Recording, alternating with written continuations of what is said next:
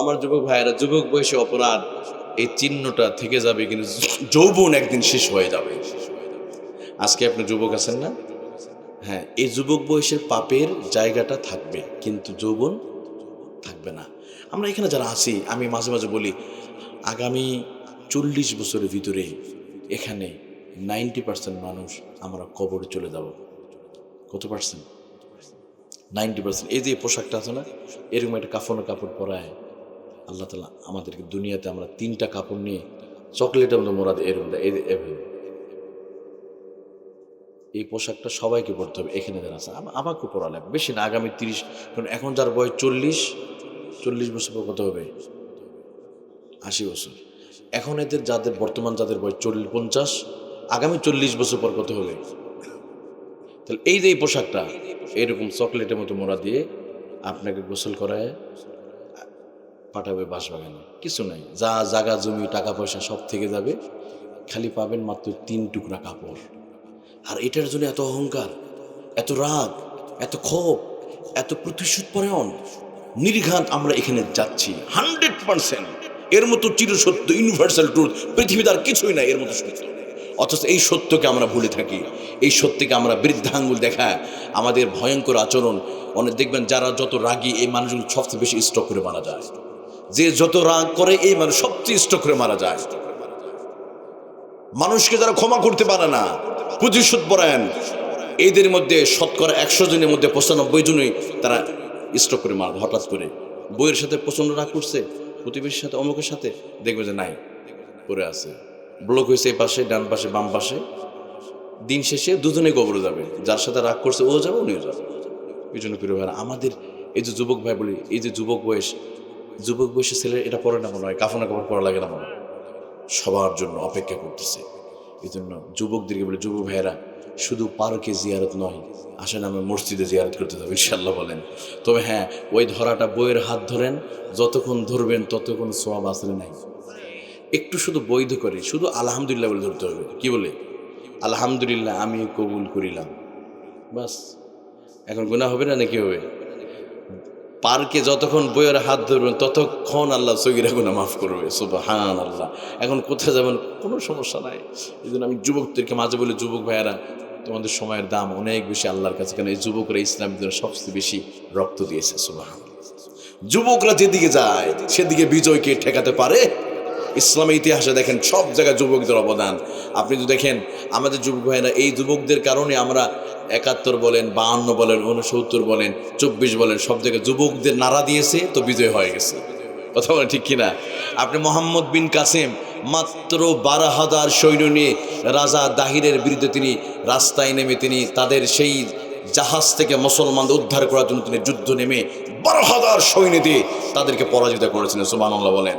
মোহাম্মদ আল Fatih, বর্তমান তুরস্কের Istanbul, প্রায় 1000 বছর রোমানদের হাতে ছিল।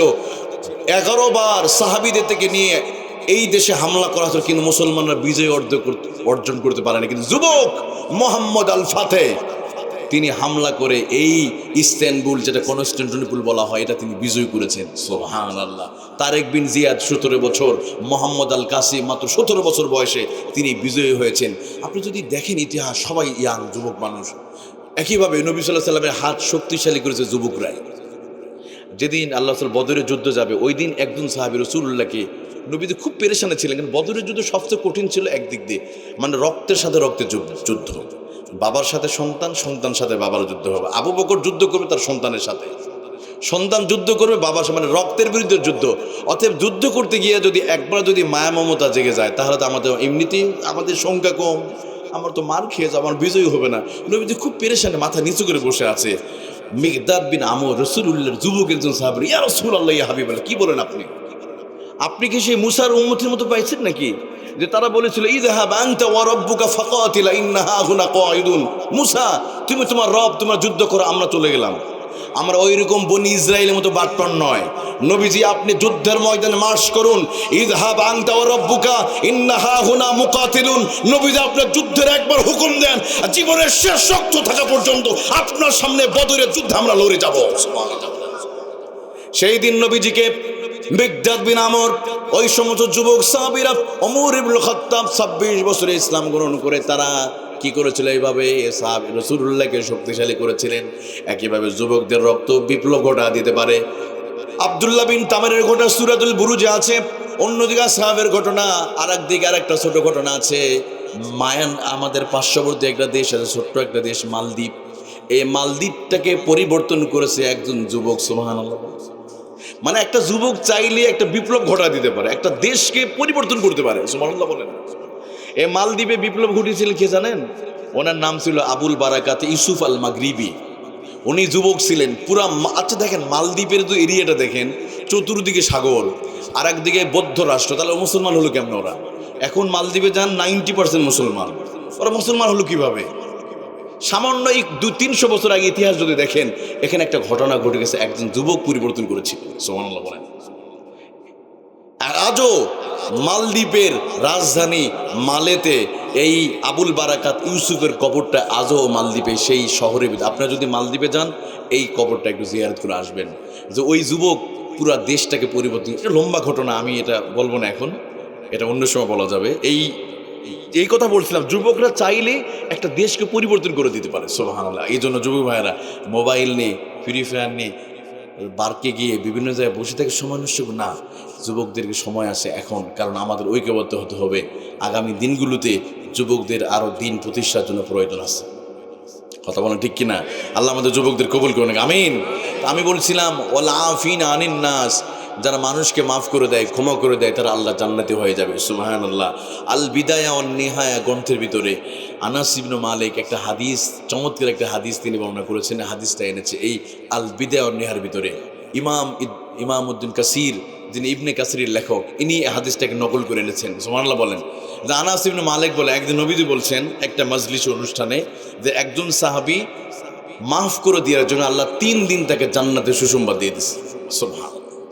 হযরত আনাস বলেন, নবীজি একদিন আমাদেরকে বলল, আমার সাহাবীরা, মিন হাযাল বাব, এই দরজা দিয়ে কিছুক্ষণ পরে এমন একজন গরীব সাহাবী প্রবেশ করবে, সে জান্নাতের মালিক হয়ে গেছে।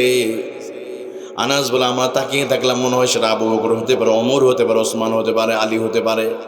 কিন্তু না না না, সবার ধারণা ভুল প্রমাণ করে আনসারী একজন গরীব সাহাবী ওযু করে, ওযুর পানিগুলো টপ টপ করে জমিনে পড়তেছে, এমন অবস্থায় তিনি প্রবেশ করলেন। হযরত আনাস বলে, দ্বিতীয় দিন আর একটা অনুষ্ঠানে নবীজি মুহাম্মদুর রাসূলুল্লাহ সাল্লাল্লাহু আলাইহি ওয়াসাল্লাম বললেন, আমার সাহাবীরা শোনো, এই মুহূর্তে মিন হাযাল বাব, এই দরজাতে এমন একজন সাহাবী প্রবেশ করবে, সে জান্নাতি। সুবহানাল্লাহ। হযরত আনাস বলে, আমরা তাকিয়ে থাকলাম, কে সেই ব্যক্তি? দেখি না। এমনি সাধারণ কোনো এমপি মন্ত্রী আসলে সবাই তাকায় না ওইদিকে, ক্যামেরা ওইদিকে, ক্যামেরা সবাই নজর ওইদিকে। তো সবার নজর দিক কোন সাহাবী? দেখা গেল প্রথম দিন যে সাহাবী এসেছেন, দ্বিতীয় দিন ওই সাহাবী। আবার তৃতীয় দিন নবী আর একটা অনুষ্ঠানে বলল, আমার সাহাবীরা, এমন একজন সাহাবী আসবে, সে জান্নাতের মালিক হয়ে গেছে।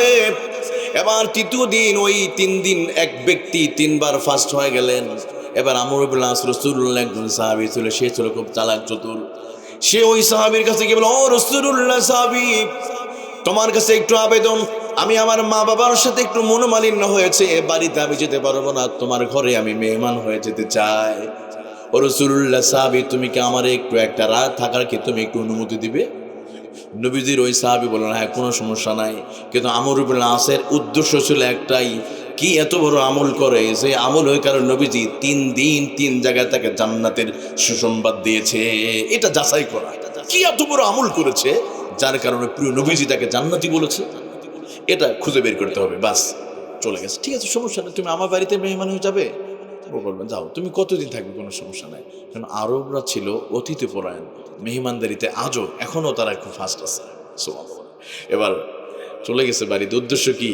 রাসূলুল্লাহর ওই সাহাবী কি এত বড় আমল করে, যে আমলের কারণে নবীজি তাকে 3 দিন 3 জায়গায় জান্নাতের সুসংবাদ দিচ্ছে। সন্ধ্যা ঘনিয়ে আসলো, রাত গভীর হয়ে গেছে। এবার তাকিয়ে দেখে কি এত বড় আমল করে, দেখলো না। এশার নামাজের পরে নবীজির ওই সাহাবী, গরিব ওই সাহাবী, এশার নামাজের পরে দ্রুত তিনি বিছানায় ঘুমাতে গেলেন। আবার তিনি রাতের বেলা লক্ষ্য করে দেখি, রাতের বেলা মনে হয় অনেকগুলো তাহাজ্জুদ নামাজ পড়বে, সারা রাত মনে হয় কোরআন তেলাওয়াত করবে, কিন্তু না, ফজরের একটু আগে তিনি ঘুম থেকে জাগ্রত হলেন, ফজরের নামাজ তিনি আদায় করলেন। এভাবে কিছুদিন যাওয়ার পরে নবীজির ওই সাহাবী আমর ইবনে আস বলে, রাসূলুল্লাহ সাহাবী, আসলেই আমার মা বাবার সাথে আমার কোনো কিছুই হয় নাই, আসলে আমি এসেছিলাম তুমি কি এত বড় আমল করো যে আমলের কারণে নবীজি তোমারে 3 দিন তোমারে জান্নাতি সুসংবাদ দিয়েছে। ও সাহাবী, শুধুমাত্র এটা যাচাই করার জন্য তোমার বাড়িতে আমি মেহমান হয়ে এসেছিলাম, কিন্তু 3টা দিন অতিবাহিত হয়ে গেছে, কিন্তু আমি 3 দিন ধরে এমন কোনো উল্লেখযোগ্য আমল আমি লক্ষ্য করতে পারলাম না। তুমি কি জানো তোমার ভিতরে কি এত বড় আমল আছে, তুমি কি বলবে? এবার ওই সাহাবী বলে, আমার বাবাদের যুবক ভাইরা একটু খেয়াল করবেন। এবার ওই গরীব সাহাবী বলে, ও রাসূলুল্লাহ সাহাবী, আসলে আমি এমন কোনো আমল করি না, তবে হ্যাঁ, রাতের বেলা যখন আমি বিছানাতে ঘুমাতে যাই, সারাদিন যত মানুষের সাথে মুআশারাত যত লেনদেন হয়, কারোর সাথে মনোমালিন্য হলে রাতের বেলা বিছানায় যখন আমি ঘুমাতে যেতাম, বিছানায় ঘুমানোর আগে এই সবাইকে ক্ষমা করে দিয়ে আমি ঘুমাতে যাই। সুবহানাল্লাহ বলেন। এবার আমর ইবনে আস বলে, আমার তো মনে হয় ও সাহাবী, তোমার এই একটা ভালো গুণের কারণে মনে হয় আল্লাহ তাআলা বড় খুশি হয়ে গেছে, নবীজি হয়তো তোমার প্রতি এটা খুশি হয়ে গেছে, তোমার এই একটা গুণের জন্য আল্লাহ তোমারে মাফ করে দিয়েছে। অথচ প্রিয় ভাইরা, আমরা রাতের বেলা আমরা ঘুরে দেখি, আমরা চিন্তা করি রাত 12টা বাজুক, সকাল হলে তোর 12টা বাজাবো। আমরা ঘুমানোর সময় সিদ্ধান্ত নেই সকাল হলে মামলা করবো, অমুক জায়গায় যাবে, অমুক জায়গায় প্রতিশোধ হবে, চলো দল নিয়ে লাঠি নিয়ে যেতে হবে, আসলে নাই। আমরা সকালের অপেক্ষায় থাকি 12টা বাজার জন্য, আর সাহাবীরা ঘুমাতে যায়, মারফ করে দিয়ে ঘুমায়। ভাই, আমরা যখন ঘুমাতে যাই, ঘুম ভাঙলে সকাল, না ভাঙলে পরকাল, তাই না? আপনি রাগ নিয়ে ক্ষোভ নিয়ে ঘুমাবেন, আপনার মৃত্যু হতে পারে। কত মানুষ ঘুমের মধ্যে মারা যায়, স্ট্রোক করে মারা যায়।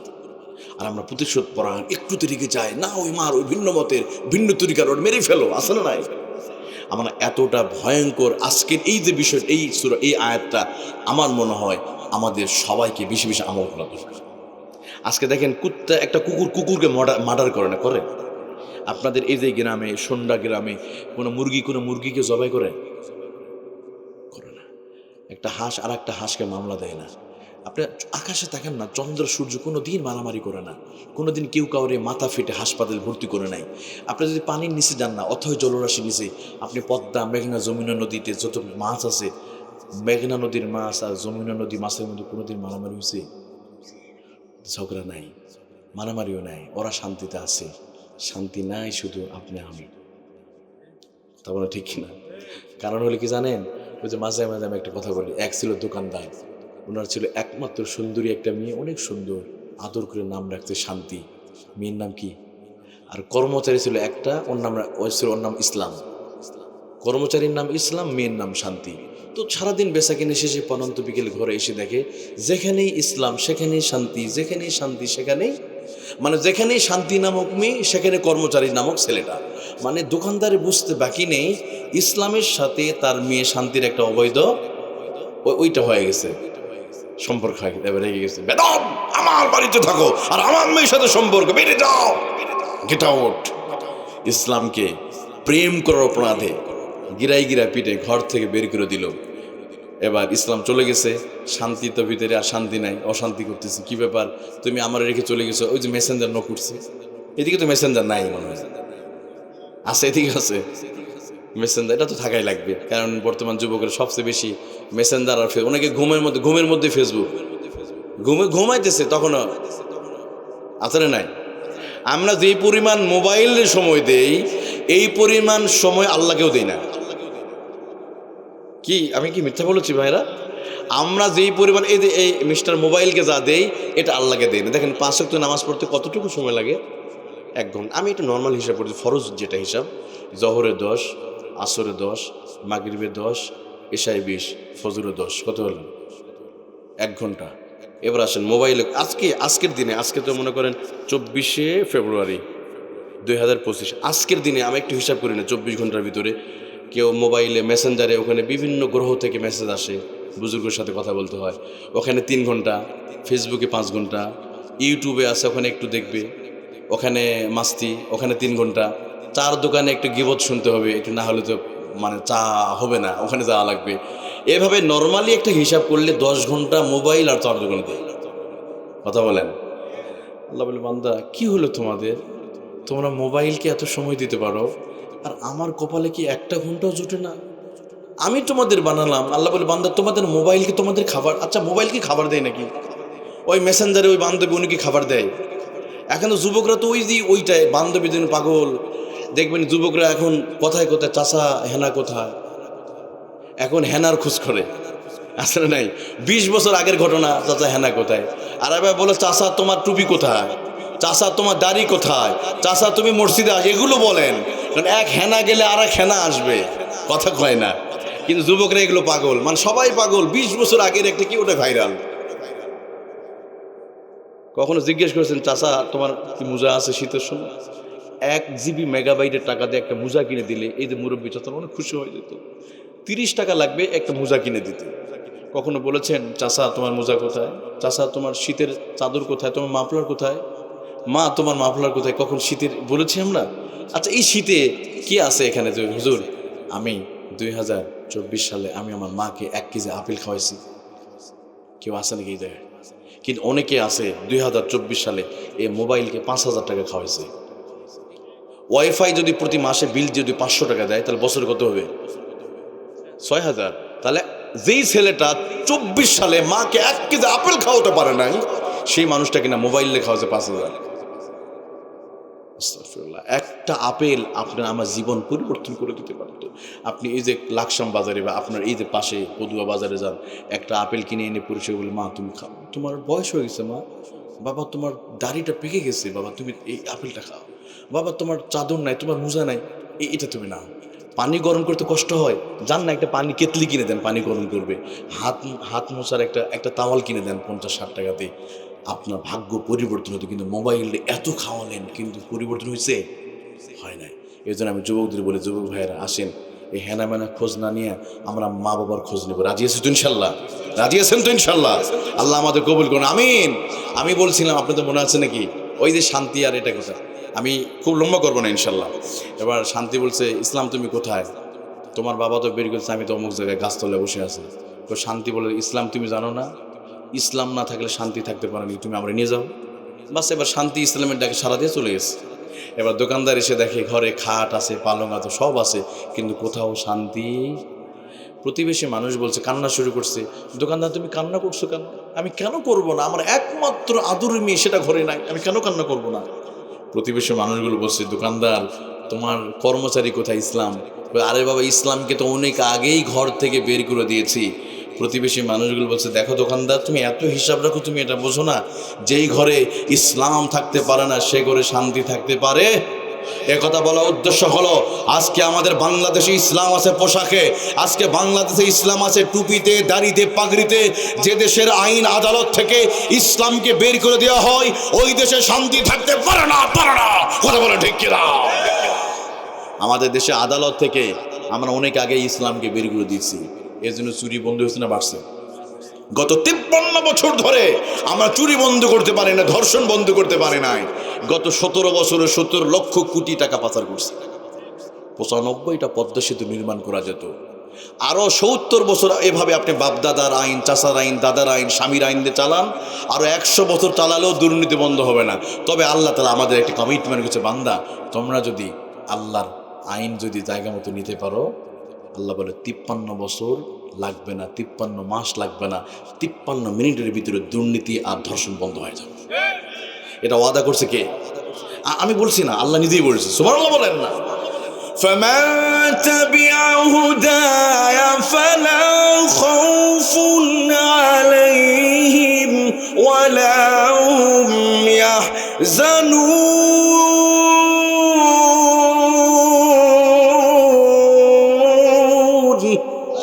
আল্লাহ রাব্বুল আলামিন বলেন, বান্দারে কুরআনুল কারীমের একটা ভালো হুদা, এই হুদা থেকে যদি তোমরা শিক্ষা নিতে পারো, কুরআনুল কারীম যদি পার্লামেন্টে নিতে পারো, কুরআন আইন যদি রাষ্ট্র চালাতে পারো, আল্লাহ বলে 53 বছর লাগবে না, 53 মাস লাগবে না, 53 মিনিটের ভিতরে বাংলা জমিনটা শান্তিময় হয়ে যাবে। কোনো ভয় থাকবে না, দোকান খোলা থাকবে, কেউ চুরি করবে না, দুর্নীতি করবে না।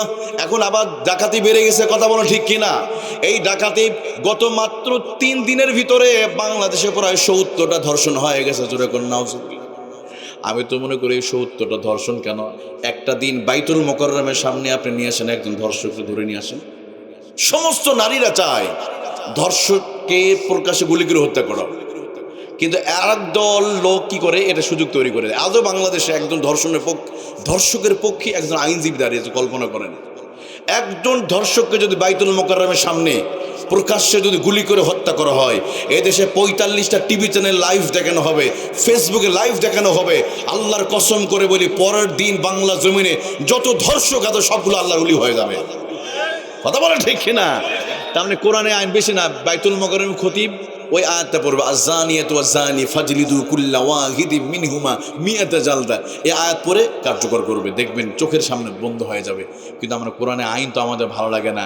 অনেক বুজুর্গরা তো বলেই দেয় কোরআনের সাথে রাজনীতি সম্পর্ক নাই, আছে না? অথচ টয়লেটের সাথে ইসলামের সম্পর্ক আছে না? একটা বাথরুমে প্রবেশ করলে কোন পথে প্রবেশ করতে হবে? বের হওয়ার সময়, ঢোকার সময় একটা দোয়া পড়তে হয়, এরপর বাম পা দিয়ে। একটা টয়লেটে ঢুকতে গেলে কত নিয়ম আছে। তো ইসলাম যদি বাথরুমে যাওয়ার নীতিমালা যদি বর্ণনা করতে পারে, ওই ইসলাম মনে হয় রাষ্ট্র পরিচালনা করবার নীতিমালা মনে হয় লেনিন, কালমাস, আব্রাহাম লিঙ্কন, ওই ডক্টর কামালদের কাছে মনে হয় হায়ার করতে হবে আমাদের। আমরা এত ঠুনকো ধর্ম হয়ে গেল যে মানুষের কাছে আনতে হবে। নাউজুবিল্লাহ বলেন না। এরা কি করতে চায় জানেন? রাষ্ট্র আর ধর্মটাকে আলাদা করবে। ধর্মে পালনের সময় ইসলাম মানবে, কিন্তু রাষ্ট্র পালনের সময় মানব না। কারণ কোরআন মানলে তো চুরি করা যাবে না, যাবে? কারণ আমরা এমন একটা গজামিল সংবিধান তৈরি করছি, এই সংবিধানে চুরি করার সুযোগ রাখছি আমরা, ধর্ষণ করার সুযোগ। নাউজুবিল্লাহ বলেন। দেখেন বাংলাদেশ একটা আইনের কথা বলি, বাংলাদেশ সংবিধান 51(2) ধারা বলছে, যিনি রাষ্ট্রের পিতা হবেন, যিনি রাষ্ট্রপতি হবেন, উনি চেয়ারে থাকা অবস্থায় কোনো ফৌজদারি মামলা করা যাবে না। এটা বাংলাদেশ এখনো এই সংবিধানে, এটা সংস্কার করা উচিত আমি মনে করি। রাষ্ট্রপতিকে সবার আগে জিজ্ঞেস করতে হবে। উনি সংবিধান বলছে 51(2) ধারা, কোনো রাষ্ট্রপতিকে প্রশ্ন করা যাবে না, প্রধানমন্ত্রী রাষ্ট্রপতিকে। এবার আসেন আপনাদের 1400 বছর আগে একটু নিয়ে যাই। তখনও রাষ্ট্রপতি ছিল 32 লক্ষ বর্গ মাইল প্রেসিডেন্ট ছিল ওমর। ওনার রাজত্বের ভিতরে উনি একদিন বক্তব্য দিচ্ছে, এমন সময় এক ব্যক্তি বলছে, ওমর লা সামা আলাকা ওয়ালা তাআ, তোমার বক্তব্য শুনবো না, তুমি আগে বলো তোমার পরনের চাদরটা 2টা কেন? কারণ ইয়েমান থেকে আসছে প্রত্যেক মুসলমানের জন্য একটা, কিন্তু তোমার পরনে 2টা, এক জবাব দাও। সুবহানাল্লাহ বলেন। তাহলে ওটা কোন সমাজ ব্যবস্থা, যে সমাজ ব্যবস্থার ভিতরে একজন সাধারণ কর্মচারী রাষ্ট্রপতিকে প্রশ্ন করতে পারে, আর আপনার বাংলাদেশে যে সংবিধান, এ রাষ্ট্রপতিকে কোনো প্রশ্ন করা যায় না। তার মানে কি এরা চুরি করবে, এরা ধর্ষণ করবে, এদেরকে পাওয়ার সুযোগ করে দেওয়া হয়েছে। কথা বলেন ঠিক কিনা? এই জন্য আমাদেরকে ওই সমাজ ব্যবস্থা যদি চালু করা যায়, তাহলে বাংলাদেশটা সোনার বাংলা পরিণত হয়ে যাবে ইনশাল্লাহ। আমরা রাজি আছি তো ইনশাল্লাহ? আল্লাহ আমাদের কবুল করুক। আমরা কোরআনের ছায়াতলে আসতে চাই, এই দেশটাকে কোরআনের শাসন দিয়ে আমরা রাঙাতে চাই। আল্লাহ আমাদের সবাই কবুল করুক। আপনাদের সুস্বাস্থ্য কামনা করে, দীর্ঘায়ু কামনা করে আলোচনা শেষ করছি। আখির দাওয়ানা আলহামদুলিল্লাহি রাব্বিল আলামিন।